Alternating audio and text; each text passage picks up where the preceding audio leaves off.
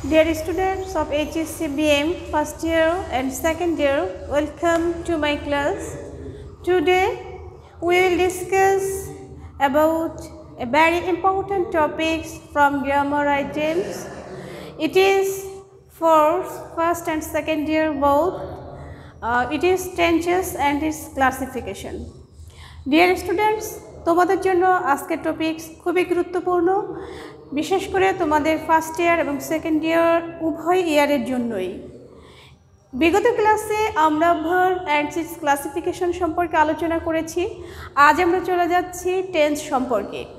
তোমাদের মধ্যে যারা ফার্স্ট ইয়ার সেকেন্ড ইয়ার উভয়ের জন্যই টেন্স আইটেমটি খুবই গুরুত্বপূর্ণ, কারণ আমাদের অধিকাংশ গ্রামার আইটেমগুলো টেন্সের সাথে সম্পর্কযুক্ত। তাই তোমাদের জন্য আমি আজ শুধুমাত্র টেন্সের স্ট্রাকচারগুলো আলোচনা করব এবং নেক্সট ক্লাসগুলোতে আমরা বিস্তারিত আরও আলোচনা করব। আমি তোমাদের লাস্ট ক্লাসে বলেছিলাম যে আমাদের বোর্ড এই করোনা মহামারীর কারণে আমাদের জন্য সিলেবাসগুলো খুব শর্ট করে দিয়েছে। এর জন্য আমরা শর্ট সিলেবাসের মধ্যে যে টপিকসগুলো আমরা আগে ক্লাস করেছি সেগুলো বাদ দিয়ে যে টপিকসগুলো আমাদের একেবারেই ক্লাস হয়নি সেগুলো নিয়ে এখন আমরা আলোচনা করব, এবং আমাদের যদি পরবর্তীতে আরও সময় থাকে তখন আমরা সব ধরনের টপিকসগুলো আবার আলোচনা করব। আজ আমরা চলে যাচ্ছি টেন্সে। টেন্স সম্পর্কে বলতে গেলে তোমাদেরকে প্রথমেই মনে রাখতে হবে যে টেন্স হচ্ছে ভার্বের অ্যাকশন। ভার্বের কাজগুলো যখন সময়ের সাথে ভাগ করে নেওয়া হয় তখন সেটাকে টেন্স বলা হয়। আমরা ছোটোবেলা থেকে টেন্স সম্পর্কে জেনেছি কম বেশি, স্কুলে যে কলেজে আরও ছোটো ক্লাসে এর প্রাথমিক কিছু আলোচনা ছিল। আমি তোমাদের এই শর্ট সিলেবাসের কারণে ক্লাসগুলো সব শর্টই করব, তবে একটু আলোচনাটা যে স্ট্রাকচারগুলো বেশি ইম্পর্ট্যান্ট সেগুলো নিয়ে বেশি আলোচনা হবে। যেমন তোমাদের প্রথমেই মনে রাখতে হবে যে টেন্স কাকে বলে।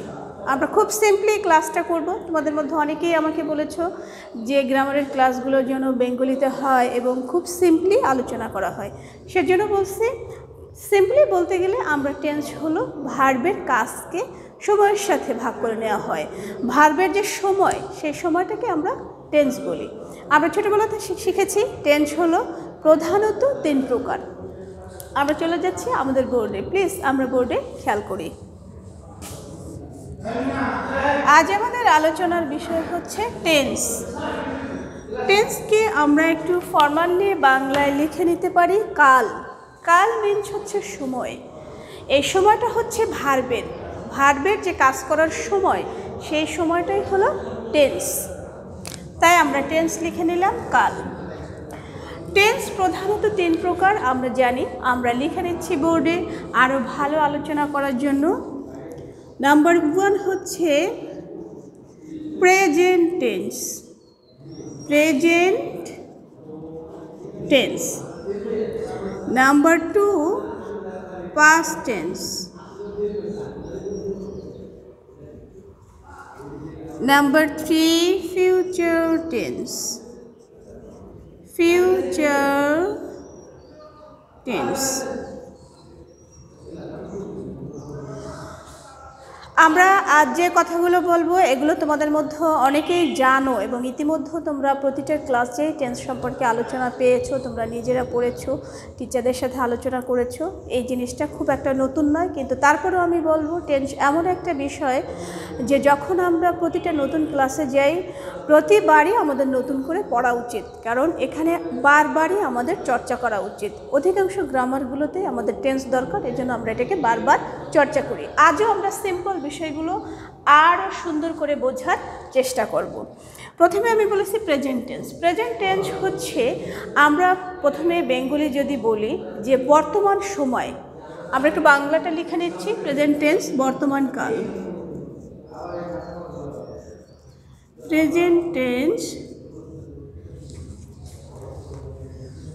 বর্তমান কাল। পাস্ট টেন্স আমরা এটাকে বেঙ্গলিতে বলি অতীতকাল। অ্যান্ড ফিউচার টেন্স হচ্ছে ভবিষ্যৎকাল।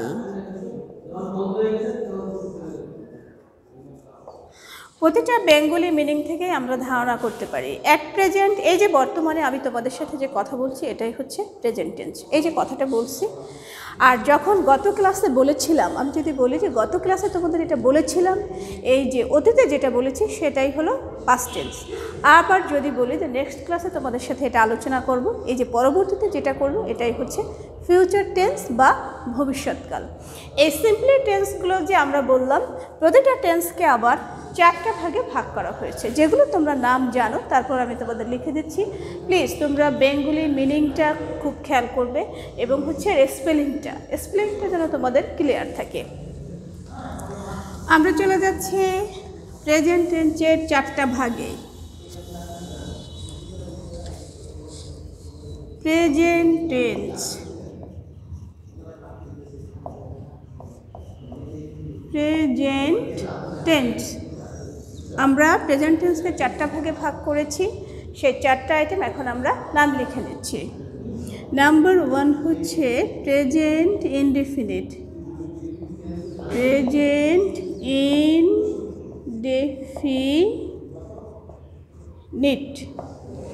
Number 2 present continuous, NUOUS, continuous tense. Number 3 present perfect, perfect tense. Number 4 present perfect continuous, continuous.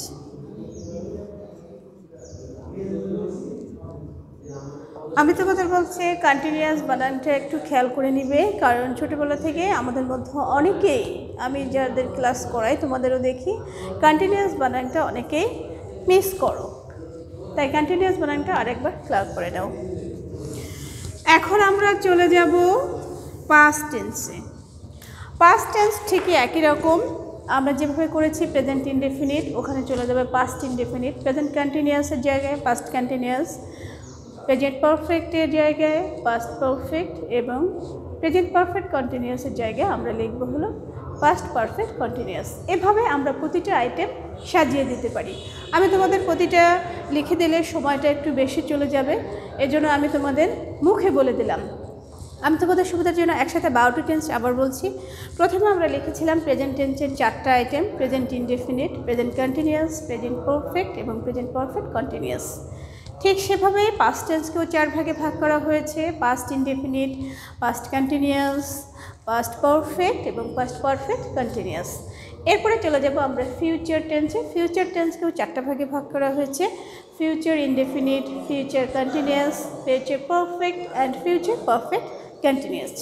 আমি তোমাদের বলেছি যে আজ ক্লাসে আমরা শুধুমাত্র স্ট্রাকচারগুলো লিখব, এবং স্ট্রাকচারগুলো যখন আমাদের মুখস্থ হয়ে যাবে, এটা আমরা ভালো করে আয়ত্ত করতে পারবো, তখন স্ট্রাকচারগুলোকে আমরা এক্সপ্লেইন করব এবং কিছু এক্সাম্পল দিয়ে এটাকে আলোচনা করার চেষ্টা করব। সেই উদ্দেশ্যে আমরা চলে যাচ্ছি প্রথমে প্রেজেন্ট টেন্সের 4টি স্ট্রাকচার আমরা বোর্ডে লিখে নিচ্ছি, তোমরা খাতায় লিখে নাও এবং এটাকে বারবার এক্সারসাইজ করো। আমরা চলে যাচ্ছি present indefinite. Present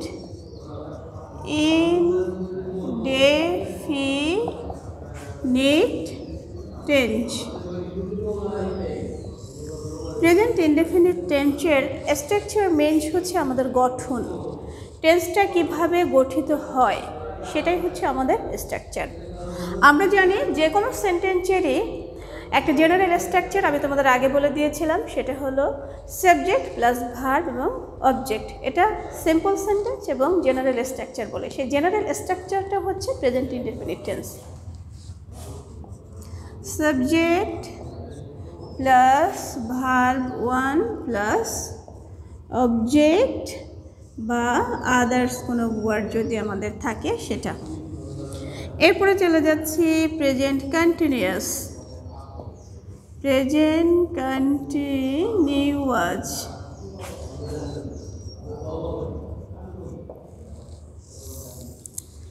present continuous হচ্ছে আমাদের সাবজেক্ট প্লাস এম অথবা ইজ অথবা are plus verb one plus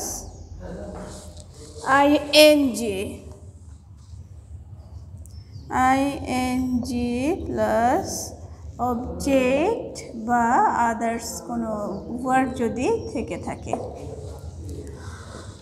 আমি তোমাদের টেন্স মনে রাখার জন্য একটু হেল্প করতে পারি, সেটা হলো তোমরা প্রথম যখন একটি স্ট্রাকচার পড়বে, দ্যাট ইজ জেনারেল স্ট্রাকচার, আমরা যেটাকে বলেছিলাম প্রেজেন্ট ইনডেফিনিট হচ্ছে general structure, subject plus verb one plus object.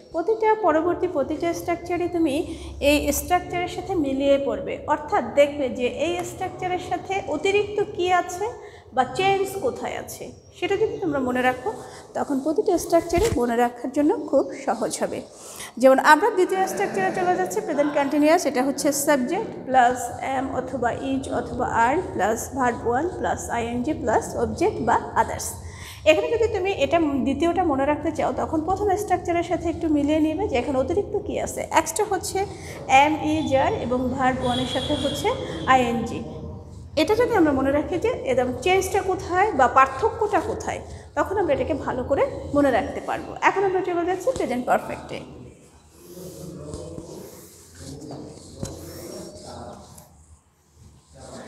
Present perfect, PERFECT, perfect tense. Present perfect হচ্ছে সাবজেক্ট প্লাস হ্যাভ অথবা হ্যাজ প্লাস ভার্বের 3 plus object, and present perfect continuous,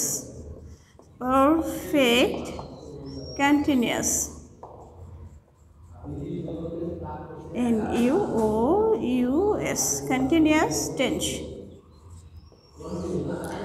present perfect continuous হচ্ছে subject plus have বিন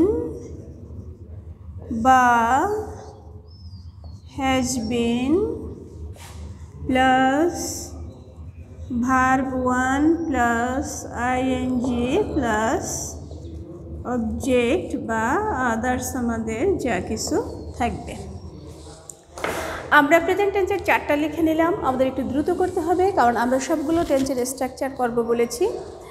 আমরা প্রথমে যে দেখেছিলাম present ইনডেফিনিটের subject plus verb one, আমরা যখন এই যে প্রেজেন্ট পারফেক্টে চলে আসছি তখন আমাদের পার্থক্যটা খেয়াল করতে হবে। আমরা যদি পার্থক্যটা খেয়াল করতে পারি তখন আমাদের খুব ইজিলি এটা মনে গেঁথে যাবে। যেমন প্রেজেন্ট ইনডেফিনিটে ছিল সাবজেক্ট প্লাস ভার্ব, এখানে আমাদের সাবজেক্টের পরে হ্যাভ বা হ্যাজ এবং ভার্বের 3 ফর্ম। ভার্বের 3 ফর্ম বলতে আমরা বুঝি ভার্বের পাস্ট পার্টিসিপল ফর্ম এবং তারপরে অবজেক্ট। প্রেজেন্ট পারফেক্ট কন্টিনিউয়াসে আবার হচ্ছে সাবজেক্টের পরে শুধুমাত্র হ্যাভ নয়, হ্যাভ বিন বা হ্যাজ বিন, এবং এখানে আমাদের চেঞ্জ হচ্ছে ভার্ব 3 না, ভার্ব ওয়ানের সাথে আইএনজি এবং অবজেক্ট। তোমাদের আরেকটা জিনিস মনে করিয়ে দিচ্ছি, যখনই আমাদের কন্টিনিউয়াস নামটা থাকবে যে টেন্সের সাথে, সেখানে আমাদের মনে রাখতে হবে যে ভার্বের সাথে আইএনজি যোগ হবে। এবং কোনো টেন্সে যদি আমাদের লেখা থাকে পারফেক্ট, পারফেক্ট কথাটা যদি শুধুমাত্র থাকে যে টেন্সে হোক প্রেজেন্ট, পাস্ট বা ফিউচার, সেখানে আমাদের ভার্বের 3 ফর্ম হবে। এখন আমরা চলে যাচ্ছি পাস্ট ফর্মে।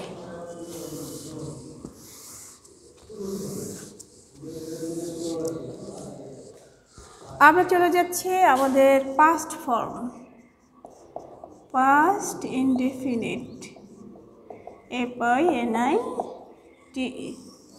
Past indefinite subject plus verb 2 plus object. Past continuous, past কন্টিনিউয়াসে আমরা চলে যাচ্ছি, এটা আমাদের সাবজেক্ট প্লাস ওয়াজ বা were plus verb 1 plus ING plus object বা আদার্স। আমরা যখন পাস্ট ফর্মে চলে এসেছি তখন আমরা দেখব ভার্বের ফর্মটা। আমরা কিন্তু আগেই বলেছি যে টেন্স হচ্ছে ভার্বের সময়। ভার্বটাকে আমরা যদি বারবার খেয়াল করি, এটাকে ইন্ডিকেট করি, তাহলে আমরা টেন্সকে ভালো করে বুঝতে পারি, লিখতে পারি, ইউজ করতে পারি। যেমন এখানে আমরা পাস্ট টেন্সে চলে আসছি, ভার্বের টু ফর্ম চলে আসছে। আমাদের প্রথম স্ট্রাকচারটা প্রেজেন্ট ইনডেফিনিট ছিল subject plus verb one plus subject. ঠিক পাস্ট ফর্মে যখন আমরা চলে এসেছি, আমরা দেখতে পাচ্ছি subject plus verb two plus object, মানে আমাদের চেঞ্জটা হচ্ছে মূলত ভার্বের জায়গায় সাবজেক্টের পরে। এটা আমরা যদি মনে রাখি বারবার, তাহলে সহজ হবে। পাস্ট কন্টিনিউয়াসে আমরা চলে আসছি সাবজেক্ট প্লাস ওয়াজ বা were plus verb one plus object. Present কন্টিনিউয়াসের সাথে আমাদের মিল আছে, শুধুমাত্র পার্থক্য হলো এম ইজ আর এর জায়গায় এটা হচ্ছে ওয়াজ বা ওয়ার। এভাবে যদি আমরা চেঞ্জটা, পার্থক্যটা মনে রাখি, তখন আমরা খুব ইজিলি এটাকে মনে করতে পারি। এখন আমরা চলে যাচ্ছি পাস্ট কন্টিনিউয়াসে, পাস্ট পারফেক্ট। পাস্ট পারফেক্ট হলো subject plus had plus verb three plus subject বা আদার্স, এবং past perfect continuous. Perfect continuous. Past perfect continuous হলো subject plus had been plus verb one plus ing plus object। আমরা present পারফেক্টের সাথে যদি past পারফেক্টের একটু compare করে নিই, তখন আমাদের এটাকে বুঝতে সুবিধা হবে। প্রেজেন্ট পারফেক্টে ছিল সাবজেক্ট প্লাস হ্যাভ বা হ্যাজ, এখানে আমাদের পাস্ট পারফেক্টে চলে এসেছে subject plus had verb three plus subject. আমরা বলেছিলাম যে পারফেক্ট কথাটি থাকলে আমরা বুঝবো যে ভার্বের এখানে থ্রি ফর্ম হবে, that is past participle form হবে ভার্বের। প্রেজেন্ট পারফেক্ট কন্টিনিউয়াসের সাথেও আমাদের কম্পেয়ার করলে দেখা যায় পাস্ট পারফেক্ট কন্টিনিউয়াসে আছে subject plus had been. Present পারফেক্টে ছিল সাবজেক্ট প্লাস হ্যাভ বিন বা হ্যাজ বিন। এখানে আমাদের পার্থক্যটা হলো subject plus had been plus verb one plus ING plus object. এখন আমরা চলে যাচ্ছি আমাদের ফিউচার ফর্মে।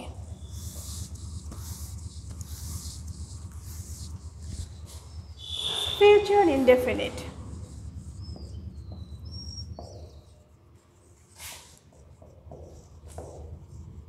Future indefinite।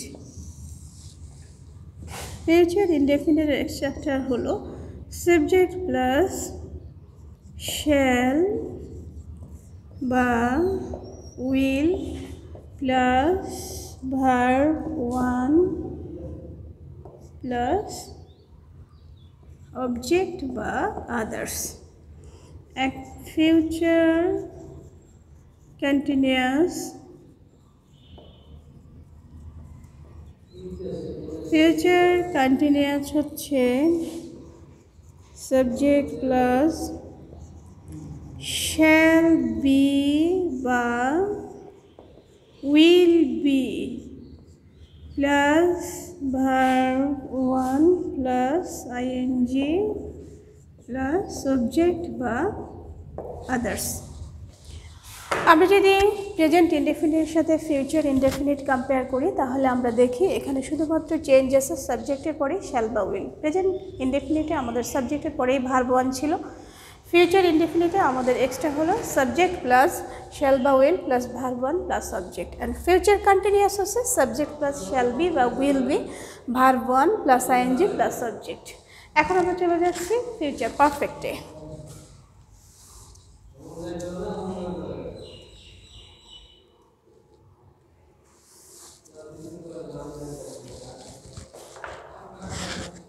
Future perfect। Perfect এটা হচ্ছে আমাদের shall have subject plus shall have বা will have plus verb three plus object. Future perfect continuous. আমাদের লাস্ট নাম্বার হচ্ছে future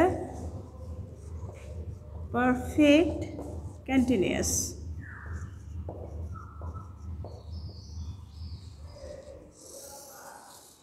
ফিউচার পারফেক্ট আমাদের স্ট্রাকচার হলো subject plus shall have been বা will have been plus verb 1 plus ING plus subject বা others যা যা থাকে। আমরা আমাদের লাস্ট নাম্বারে চলে এসেছি, ফিউচার পারফেক্ট কন্টিনিউয়াস। আমাদের সবচেয়ে বেশি অক্সিলিয়ারি ভার্ব এখানে রয়েছে 3টা করে। সাবজেক্টের পরে শ্যাল হ্যাভ বিন বা will have been plus verb 1 plus ING plus subject. আমরা যদি প্রেজেন্ট পারফেক্ট কন্টিনিউয়াসের সাথে কম্পেয়ার করি তাহলে আমরা দেখতে পাচ্ছি প্রেজেন্ট পারফেক্ট কন্টিনিউয়াস ছিল সাবজেক্ট প্লাস হ্যাভ বিন বা হ্যাজ বিন, আর আমাদের এখানে চলে এসেছে শ্যাল হ্যাভ বিন বা উইল হ্যাভ বিন।